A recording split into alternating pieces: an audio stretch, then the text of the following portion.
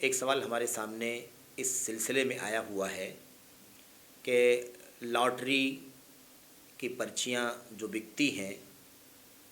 اسے خریدنا اور خریدنے کے بعد اگر لکی ڈرا میں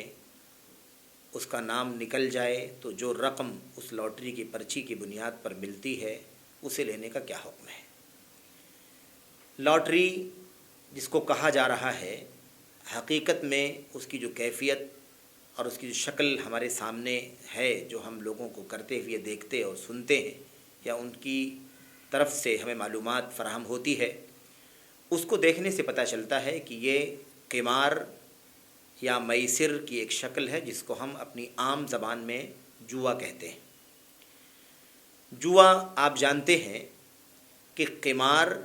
یا جس کو جوا کہا جاتا ہے یا جسے اللہ تبارک و تعالیٰ نے اپنے کلام میں میسر کہا ہے، یہ صاف لفظوں میں کتاب و سنت میں حرام ہے۔ اللہ کے نبی اللہ تبارک و تعالیٰ نے قرآن کریم میں فرمایا انما الخمر والمیسر والانصاب والازلام رجس من عمل الشیطان فاجتنبوہ۔ اللہ تبارک و تعالیٰ فرماتا ہے یقیناً شراب،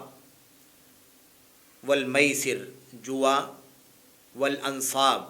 اور بتوں کے تھان، والازلام اور پانسے کے تیر، قسمت نکالے جانے والے تیر جو استعمال کیے جاتے تھے زمانے جاہلیت وغیرہ میں، آج بھی اس کی شکلیں رائج ہیں۔ رجس من عمل الشیطان، اللہ فرماتا ہے یہ سب پلید ہے، ناپاک ہے اور شیطانی کام ہے۔ من عمل الشیطان فاجتنبوہ، اس سے بچو۔ اللہ تبارک و تعالیٰ نے اس سے اجتناب کرنے کا، بچنے کا حکم دیا ہے۔ یہ آیت کریمہ اور اس معنی کی اور بھی دیگر آیتیں قرآن کریم کے اندر موجود ہیں جس میں صراحت کے ساتھ میسر کو حرام قرار دیا گیا ہے، یعنی جوے کو حرام قرار دیا گیا ہے۔ آج بھی مختلف شکلوں میں جوا، اور جس کو بہت زیادہ عام بات چیت میں لوگ مٹکا بھی کہتے ہیں،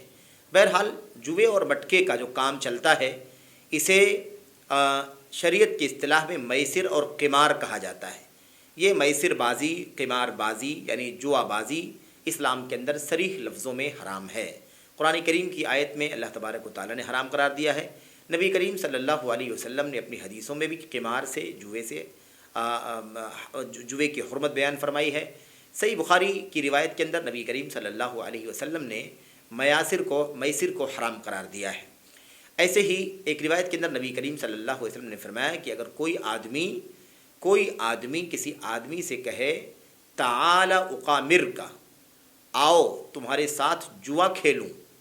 تو ایسے آدمی کو چاہیے کہ وہ آدمی دوبارہ اللہ تبارک و تعالیٰ کی توحید کا کلمہ پڑھے، اللہ تبارک و تعالیٰ سے توبہ کرے، کیونکہ نہایت ہی حرام اور منکر کام کرنے کے لیے وہ تیار ہے اور اپنے ساتھی کو بھی جوا بازی کے لیے بلا رہا ہے۔ بہرحال تو پتہ یہ چلا کہ قمار اور جوا جس کو کہا جاتا ہے میسر وہ حرام ہے، اور جوا اور قمار اور میسر کہتے کسے ہیں؟ اس کی شکل عمومی طور پر جو بہت ہی زیادہ معروف ہے وہ یہ ہے کہ آدمی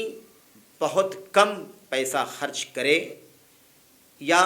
برائے نام پیسہ خرچ کرے یا کچھ بھی خرچ نہ کرے، اور بس کوئی تک بیٹھ جائے، ایک شرط کی بنیاد پر اس کے نام سے کوئی چیز نکل جائے اور وہ مفت میں بہت بڑی دولت کا مالک بن جائے۔ یہ ہے جوا، بلا عوض بہت زیادہ مال و دولت کا آدمی مالک بن بیٹھے، اس کو کہا جاتا ہے جوا، اور اسی کا نام ہے میسر۔ اسی لیے میسر کو میسر اسی لیے کہا جاتا ہے، میسر کا لفظ جس کو معنی جوا کے ہوتے ہیں، میسر کو میسر اسی لیے کہا جاتا ہے کیونکہ میسر یسر سے بنا ہوا ہے، اور یسر کے معنی آسانی کے ہوتے ہیں، اور جوے کا جو کاروبار ہے وہ نہایت ہی آسانی کا کاروبار ہے۔ انسان جوئے کھیلتا ہے اور بڑی آسانی کے ساتھ آدمی 10-20 روپے، 100-200 روپے یا 1000-500 روپے خرچ کرتا ہے، اور اس کے نتیجے میں بسا اوقات وہ کئی لاکھ روپےوں کا یا کئی کروڑ روپے کا مالک بن جاتا ہے۔ یہ جوا ہے، اسی کو میسر کہا جاتا ہے، اسی کو قمار کہا جاتا ہے۔ یہ اسلام کے اندر بہرحال سراسر حرام ہے۔ لاٹری کی جو شکل ہمارے سامنے ہے اس کی شکل یہی ہے کہ وہ لاٹری کی پرچیاں اور اس کے جو کوپنز ہوتے ہیں وہ مختلف قیمتوں میں بکتے ہیں، کیونکہ اس کی بنیاد پر جو مال ملنا ہوتا ہے یا جس مال کے وعدے کیے جاتے ہیں جوے کے نتیجے میں، اس کی کمی بیشی کے اعتبار سے ان پرچیوں کی اور کوپنز کی قیمت ہوتی ہے۔ یہ لاٹری کے پیپر کبھی 100 روپے میں، کبھی 200 روپے میں، کبھی 500 روپے میں، کبھی اس سے زیادہ رقم دے کر کے خریدے جاتے ہیں۔ خریدنے والوں کی تعداد کبھی 100 200 500 لوگوں کی میں ہوتی ہے، کبھی اس سے بھی زیادہ ہو سکتی ہے، کبھی اس سے کم بھی ہو سکتی ہے۔ بہرحال سبھی لوگوں نے اس پرچی کو 100 روپے میں خریدا ہوتا ہے، 200 روپے میں خرید رکھا ہوتا ہے، اور پھر وہ رقم جو اس پر دینے کا وعدہ مختلف لوگوں نے یا مختلف کمپنیوں نے کر رکھا ہے، وہ مثال کے طور پر 1,00,000 روپے ہے۔ اگر کسی آدمی نے 100 روپے کا کوپن خرید لیا، اب 100 روپے کا کوپن خریدنے والے، لاٹری کا پرچہ خریدنے والے بہت سارے لوگ ہیں، سینکڑوں میں ہیں، وہ ہزاروں میں ہو سکتے ہیں، لاکھوں میں بھی ہو سکتے ہیں۔ اب اس کی بنیاد پر، انہی پرچیوں کی بنیاد پر نام نکالا جاتا ہے، چٹھی اڑائی جاتی ہے مثال کے طور پر، یا قرآن دازی کی جاتی ہے، یا کسی اور طریقے سے کسی کو نامزد کیا جاتا ہے۔ جو نام اس کے تحت نکل جاتا ہے وہ 100 روپے کی پرچی خرید کر کے، لاٹری کا وہ کوپن خرید کر کے وہ 1,00,000 روپے کا مالک بن جاتا ہے۔ آپ سوچیں کہ ایک شخص نے کوئی محنت نہیں کی ہے، کوئی مشقت نہیں کی ہے، اور 100 روپے کے عوض وہ 1,00,000 روپے کا مالک بن بیٹھا ہے۔ ظاہر ہے کہ یہ قمار کی، میسر کی اور جوے کی ایک بہت ہی واضح شکل ہے۔ اس میں کسی بھی قسم کا اشکال کسی بھی قسم کا اشکال موجود نہیں ہے۔ میرے بھائیو، یہ ہے لاٹری کے سلسلے میں سرسری باتیں، ورنہ اور مزید اگر تفصیلات لاٹری کے سلسلے میں ہمیں ملیں تو ہم مزید اس پر وضاحتی گفتگو کر سکتے ہیں۔ سرسری طور پر جو باتیں ہمارے سامنے ہیں اس کی روشنی میں لاٹری لینے، خریدنے اور اس کے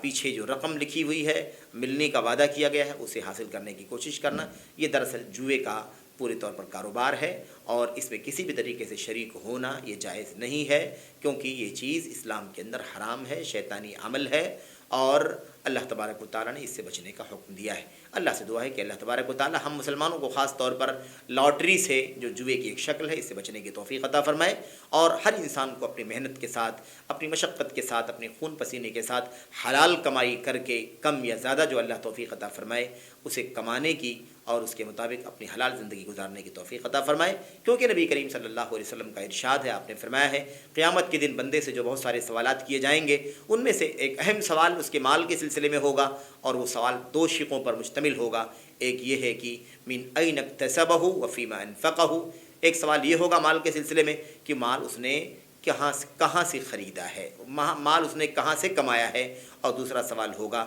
اس نے وہ مال کہاں خرچ کیا ہے۔ تو مال کی انکم کہاں سے ہوئی ہے، اس کے بارے میں بھی پہلے سوال ہوگا، اور پھر اسے خرچ اس نے کہاں کیا ہے، اس کے بارے میں دوسرا سوال ہوگا۔ ظاہر ہے کہ لاٹری کے ذریعے سے کمایا ہوا مال حرام مال ہے، قمار کا، جوے کا مال ہے، یہ سراسر حرام ہے، اور پھر انسان اسے خرچ کہاں کرتا ہے وہ ایک اگلا سوال ہے۔ اس کی روشنی میں اللہ تبارک و تعالیٰ کے سامنے انسان کو جواب دینا ہوگا، اور جب تک وہ جواب دے کر کے اپنے آپ کو بری نہیں کر لے گا، اس کے قدم اللہ کے سامنے سے ٹل نہیں سکیں گے۔ اللہ تعالیٰ ہمیں اپنے سے ڈرنے کی توفیق عطا فرمائے، اور حلال پر اکتفا کرنے کی اور قناعت کی دولت کو سمجھنے کی توفیق عطا فرمائے، حرام کے راستوں سے اپنے آپ کو بچنے کی توفیق عطا فرمائے، بچانے کی توفیق عطا فرمائے۔ آمین رب العالمین۔